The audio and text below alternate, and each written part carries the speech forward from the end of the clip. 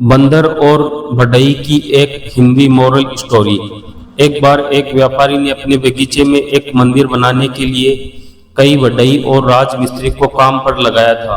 नियमित रूप से वे सब सुबह काम शुरू करते थे और दोपहर भोजन के लिए विराम लेते थे और शाम तक काम पर लौट आते थे। एक दिन बंदरों का एक समूह उस बगीचे की तरफ पहुंचा जहां ये मंदिर बनाने का काम चल रहा था। उन सभी बंदरों ने श्रमिकों को दोपहर के भोजन के लिए जाते हुए देखा। एक बढ़ई लकड़ी के एक विशाल लट्ठे को काट रहा था। चूंकि यह केवल आधा अधूरा ही था, इसलिए उस बढ़ई ने उस लट्ठे को बंद होने से रोकने के लिए बीच में एक कील लगा दी।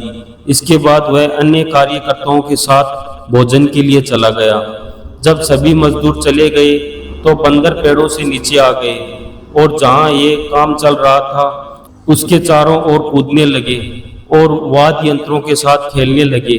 उन सभी बंदरों में से एक बंदर था जिसे लट्ठों के बीच जो बढ़ई ने कील रखी थी उसके बारे में जानने की जिज्ञासा हुई।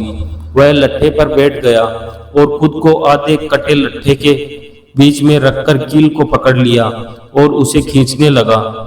अचानक कील बाहर आ गई। परिणाम स्वरूप आधा टूटा हुआ लट्ठा अंदर बंद हो गया और बंदर लट्ठे की दरार में फंस गया।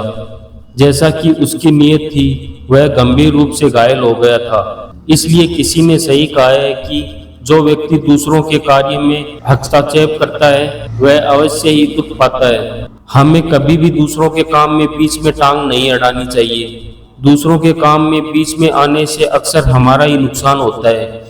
इसलिए आप अपना काम शांति से कीजिए और दूसरों को उनका काम शांति से करने दीजिए।